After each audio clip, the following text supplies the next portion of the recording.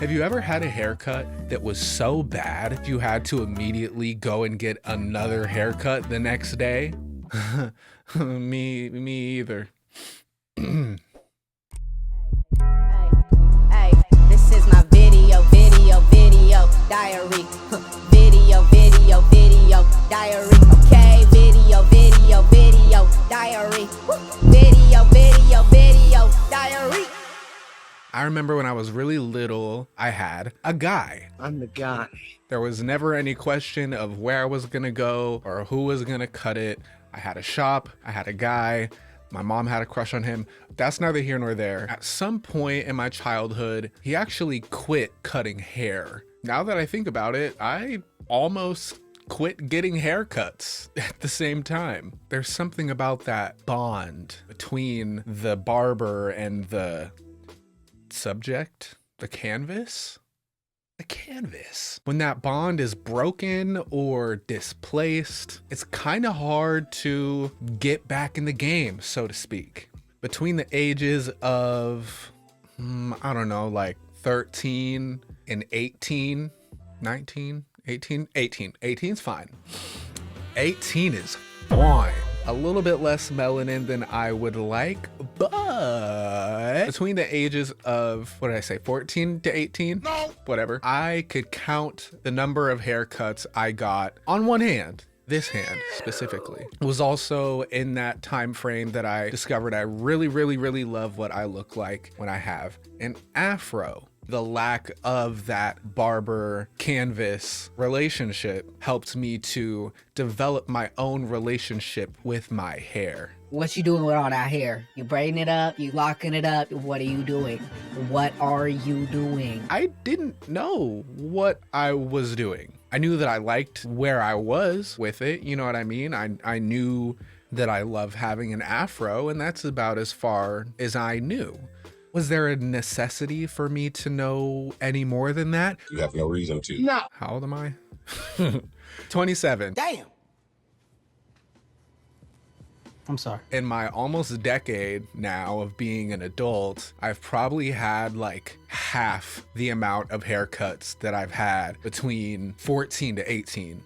Important information for this story. I've already been yapping for like 20 minutes and I'm just getting to the essential information. Hopefully I edited it down so that you only like heard a few minutes of it. You know what? That's what we're here for. I'm not sorry. Matter of fact, you're welcome. February of this year, I cut off my chest length locks after almost 6 years of growing them. It was very emotional, it was very spiritual, it was very liberating. I did a whole video about it. Link to that video will be right here if you want to check it out. I could leave it in the description, but are you gonna click it? So that big chop left me completely bald. I went back and forth with myself on if I wanted to leave a crusty mini fro behind so that I could then go into the barber shop and get like a nice, you know, like I don't know what the styles are called. Ultimately, I decided cut it all off, start completely over, radical release, that whole thing. So that was 9 months ago. No trims, no lineups, straight growth. I hear the train coming. Damn it. Oh, oh, oh, oh. I had the whole little mini fro going on, and also at that same time, this time now, I actually got hired for a new job, and I'm honestly pretty excited about it. During that year of unemployment, I was very depressed because I am actually a career-driven person. When I'm dealing with burnout, it's a little bit difficult to reconcile with the fact that I am a very career-driven person. At this point, because I've been able to have time to take a break and care for my mental health, shout out mom, I appreciate you, I love you, thank you, mwah. I actually feel fully ready to start work again, and I'm excited to continue moving my career forward. New job, new hair, who this? Time to get a fresh cut. This is where the story gets frustrating. Is it frustrating or frustrating? Post in the comments and tell me how you say it. So I have a family friend, my brother's barber. When it came time for me to get a haircut, of course, he was the first and only person that I thought of. Let's give him a fake name. Let's call him Steve. Steve had actually given me a lineup in the past. Not only did my brother have experience with him, I also had experience with him. You know, he's a family friend. There is a level of comfort. There's definitely a rapport and familiarity there. You know, we're both nerds, so it's cool. Now, we're gonna put a pin in that right here, or there's gonna be a pin somewhere. I sent a text to, what was his name? Steve from Minecraft. Yo, bro, I need a fresh cut this weekend. Are you free? Sorry for the late response, bro. What time are you available Saturday? I have some openings before 12 p.m. All good, bro. Anytime Saturday morning works for me. How's 10 sound? Steve from Minecraft said, Saturday rolls around. I'm super duper stoked to get this fresh cut. Steve from Minecraft shows up. He opens the back of his truck. He's got the chair. He's got the box full of all the clippers. He's ready to go. After like 10, 15 minutes or so of vibing out, I sit down in the chair, pull out my phone. It's my prop phone. It's dead all the time. Ooh, it's dusty. So I found a picture online. For the first time in my life, I sat down for a haircut and knew exactly what I wanted. Steve from Minecraft says, bet. Fast forward about an hour and a half, the cut is finished. He looks proud of his work. I feel excited to see the result. When I think back to all my haircuts when I was little, my barber would actively show me his progress so that I knew what the cut looked like the whole way through. That transparency, I guess you could say, wasn't there for this cut. It's not like he was hiding anything. We were just in my living room. There wasn't a mirror readily available. So I run off to the bathroom to look in the mirror and check out my fresh new cut. This is what I asked for. This is what I got. Bro had me looking like Kid from House Party with about 47% less aura. If you have any better roasts for me of what that first haircut looks like, post in the comments. I want to laugh at my pain. You know what I'm saying? Laugh to keep from crying. I'm devastated, fighting back tears after growing out my fro for 9 months. Now I'm gonna give you 3 guesses how I responded. Option A, hey bro, this ain't what I asked for. Option B, yo, my nigga, you fucked my shit up. Or option C, trick question, cause I didn't say or do any of that. You wanna know what I said? I love it. Not only will I bullshit you, but I will play in your face. I shook him up. I said, bro, you went off. You snapped, bro. You did that, bro. Why? I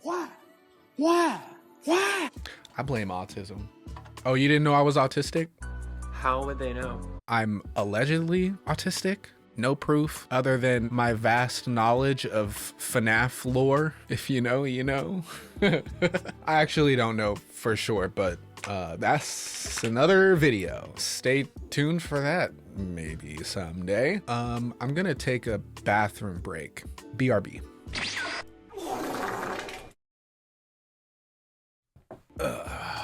Ciao. Me being the chronically online drama king that I am, I had to get on Facebook and talk about my feelings. I didn't just want to post to my timeline because my timeline doesn't necessarily reflect the many different things that I value. It's just like a bunch of fucking people. Who are you people? So I decided I want to make a post in a group. Let's see, I'm in a group for queer black and brown gamers, black and brown content creators, and I'm in groups for people with autism. But on that day, I discovered a new group for black people with autism.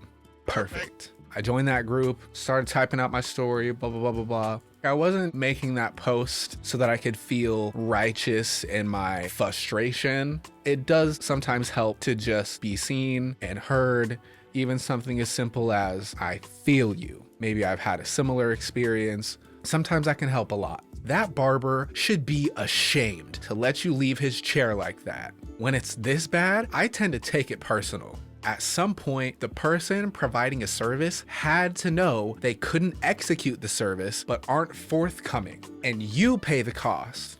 Literally. Oof, strong start. Goddamn.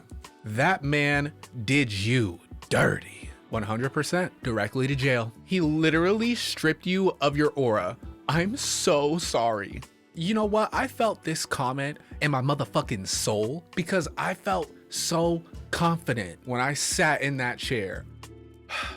I felt that nigga-ish. I assume your barber wasn't black, cause this shit embarrassing. I hate to tell you this, Steve from Minecraft blacker than me. Oh, he played in your face, which I think in hindsight is almost fitting the way that I immediately then played in his face about how much I loved the cut. I'm like, okay, so we just play in each other's face now. All right, bet. Let's motherfucking play. I did want to also mention the people who are in the comments telling me it looks good, even though it's not what you wanted. And to those people, I say, you're objectively wrong, but that's okay, because I still love you and appreciate the kind words. What the fuck is this? What the fuck is that? How did an exclamation point of moisture get on my shirt? Oh, it was probably... One thing that I also forgot to mention about the haircut is that I told him I do my own mustache. If you're going to do anything with it, don't do too much. Now, what I should have said is don't touch my fucking mustache, but that's not what I said. So not only did I get the worst haircut of my life, but I also came out with a lopsided ass mustache. Cockeyed as all hell. I was very depressed and my mom noticed. She let me know there's a shop nearby. We could go try to get you fixed up. I'll pay for it. I said, you'll pay for it? Nah, but in all honesty, I was not even feeling the idea. At that point in time, I was more thinking like, I'm gonna just cut this shit off because I'm mad now. I don't even want hair anymore. Fuck it. But I sat and thought about it for a little bit, and what's the worst that could happen? It's obviously not gonna come out my favorite haircut I've ever got, but it could be better. I had no idea what to expect. I got nervous because I was just remembering how it felt to get a cut that I didn't like and then have to experience the trauma of realizing how far off it was. But then, you know, once he started doing his thing, the conversation was flowing, was really chill. At one point, he asked me about what I do for work and got to talking about working with kids, inspiring young people to be creative. But then he actually asked me to show him some of my music. Oh, say less. But actually, you know what's funny is that I've had such a severe lack of a social life over the last year that I like forgot how to show people my music. I used to have a whole script that I would run in my head. I would have the description of the song and why I made it and what it means and how it feels to listen to it before I would even press play. Before they would even ask, I had that programmed already, but that's gone. At least in person. Hit me on FaceTime, we can still run it. He was fucking with the music, he gave me some compliments, you know, and that definitely helped me feel more comfortable and more confident going forward. We start talking about family and how this generation has no respect and they don't listen and they have no skills to teach their kids. Start talking about the Bible and what the Bible says about listening to grown-ups and shutting the fuck up if you're younger than someone. Bro, you were doing so good. You were doing so good. But that didn't ruin the conversation. Or no, it kind of did. It didn't ruin the haircut. I didn't crash out. All I really had to say at that point was, yeah, I have a different opinion. I mean, he didn't ask me what my opinion was, but what, no smoke. Don't start none, won't be none. Although expressing your opinion to connect with another person who has just shared their opinion, knowing that it's a different opinion, maybe even an opposing opinion, is not starting something. That's my opinion! It's called being honest. Some of y'all should try it. Who am I kidding? When Steve from Minecraft asked me how he did on my hair, I didn't tell no type of motherfucking truth. I am throwing stones in a glass house right now. Let me take a breath. The cut went well. There were actually a couple mirrors. There was like one straight ahead and then one to the side. So I was able to get like a pretty good look at what he was doing as he was doing it. And I was loving it the whole way through. Every time he would swipe, I would like it more and more. And I would feel less insecure about not getting the cut that I wanted. Now I will say, while he was cutting, he was very heavy-handed. At a certain point, you're pretty much like smacking me in the head. And I am tender-headed already, so like that definitely didn't work for me. And of course, my timid ass said nothing about it. Let me not say easily and discredit my own struggles. I definitely could have and probably should have said, hey, could you please go a little softer? That hurts. Yo. But I didn't. And that's okay. So I dap him up. Boom. Appreciate you, bro. See you next time. You might be my guy now. But I will say, if he is going to be my guy, he's going to have to be a lot more gentle with them clippers. Because I'm sensitive. Of course, I had to tap back into the Black Autism Facebook page with another excruciatingly, thumb-achingly, yippity-yappity-ingly long post talking about my experience with this new barber. And it was nothing but love. These people are so kind. You look great, and I'm so happy that you're happy now. Yes, that is so much better. He balanced you out and made the haircut make sense and made it much closer to the photo. You look handsome and clean cut. Oh yeah? Funnily enough, I hate being clean cut. I like to look like how my energy feels, and my energy is not clean cut. It's you feel me? Is Johnny Bravo the one? Yeah, Johnny Bravo energy. Actually, How about a kiss there, Missy? I dig it when chicks run. Wanna smell me? Hey there, Spanish senorita. Never mind. Probably gonna find that nigga in the Epstein files too. Looking sharp as a tack. Hope your orientation goes well and it is a positive day. I think the barber did a great job and you should make him your regular. You know what? I just might do that. And if I do that, he gonna be more gentle with those clippers. Oh, I just realized my exclamation point is gone. Good. I didn't want you here anyway. Thank y'all so much for the love and support on my last post. I'm in other Black Facebook groups and other autism Facebook groups, but something about this group just feels like home. I don't know, maybe I'm just trauma bonded. And you know what? So what if I'm trauma bonded to a Black Autistic Facebook group? Next week, I'm gonna make a post about FNAF and which of the animatronics I think is actually black. It's obviously Foxy. Last thing about the haircut before I start wrapping things up and getting ready for work in a few hours. As much as I am at peace with how my hair looks, it's gonna take a lot of love and affirmations for me to make peace with how my mustache looks. My mustache is the one feature that I refuse to radically release. I cut it off once when I was like 16 because my girlfriend at the time said it would look good. After that day, never again. Once the mustache grew back, you will never see me a day in your life without a mustache. Not just a mustache, but a thick, glorious, bushy mustache. That's how I like it. So when I look at this, What the hell is even that? I like to be rough and rugged. This looks like a real estate agent who does OF on the side. My bad, y'all. I completely forgot to come back to the pin, Steve from Minecraft being my brother's barber. Let me spill the tea. I was telling my mom about how I only hit up Steve from Minecraft because he's my brother's barber. And my mom let me know, well, actually, your brother stopped going to Steve from Minecraft a couple years ago. And now he has a new guy. Wait a minute. You mean to tell me I hit up the ex? Unacceptable! This weekend was a lot to process, a lot of emotions, a lot of disappointment, a lot of real-time regulation.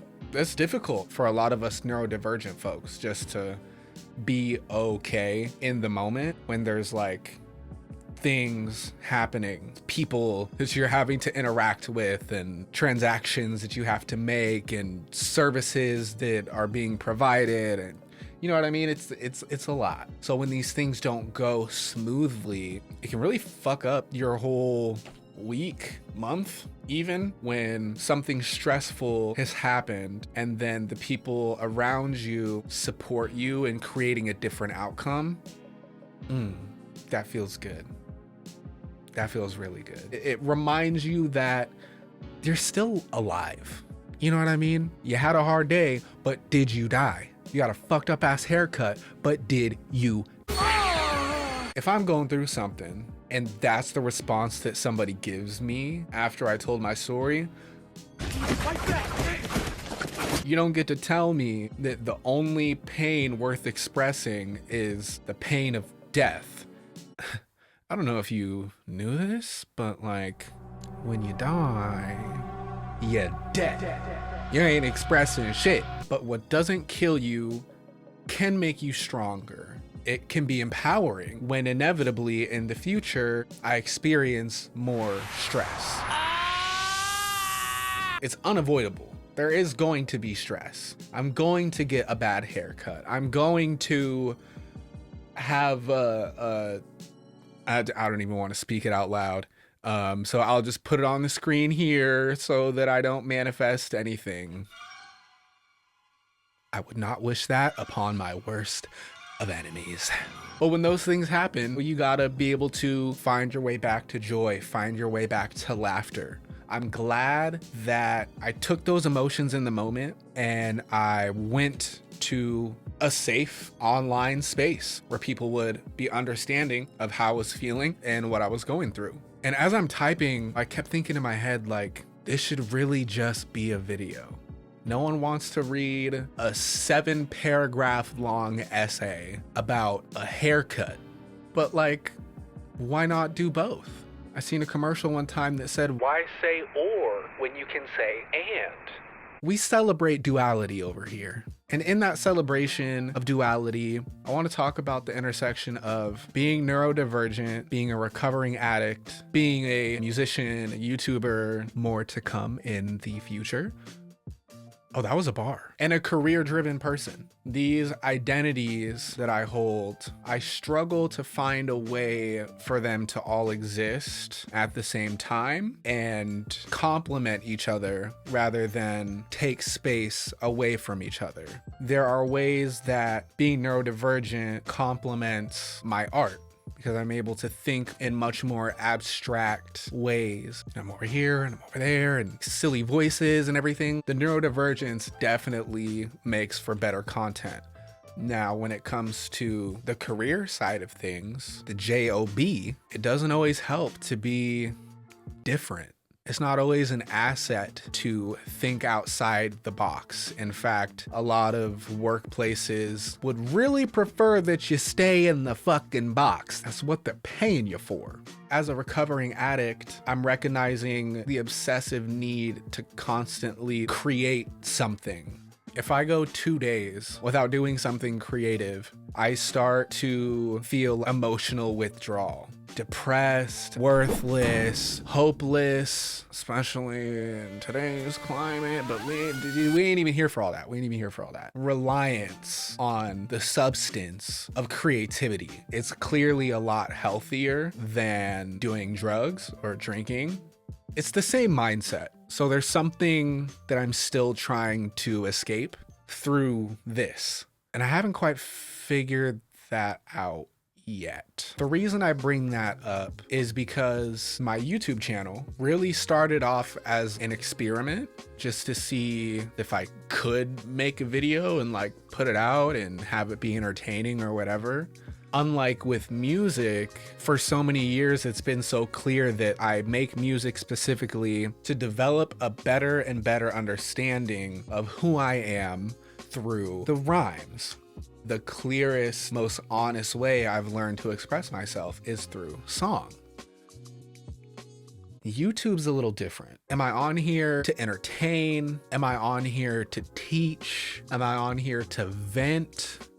Yes, I want to do all of that, and it's stressful. The path of least resistance will be for me to just treat my YouTube channel like how I treat my music catalog, where I press record because I have something to get off. I'll just go ahead and make a post about it. No one cares about a post. I had to get on Facebook and talk about my feelings. It doesn't matter if it's your best friend. It doesn't matter if it's your boyfriend.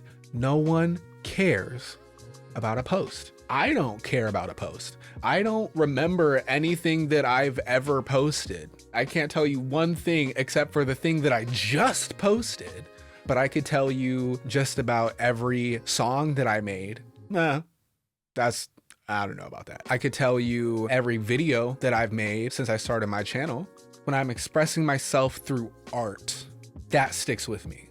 And that would also mean that art would have a better chance at having more of an impact with the target audience. I really don't even know who my target audience is. I imagine it's a little bit of everybody, but y'all tell me. Post in the comments and tell me who you think my audience is. Who the fuck would subscribe to my channel and watch my videos? Anyway, I just bring that up to say maybe that's what this channel actually is. Maybe it is literally just an extension of what I do with the music. Maybe it's the same thing. And maybe trying to differentiate it is what has been holding me back from feeling any sort of progress. Not progress. Traction, motion, whatever you want to call it. I don't know how I got here from talking about a shitty haircut, but that's what we're here for. That's what I'm here for. And whatever you're here for, I hope you got it. And if not, well, it's no refunds.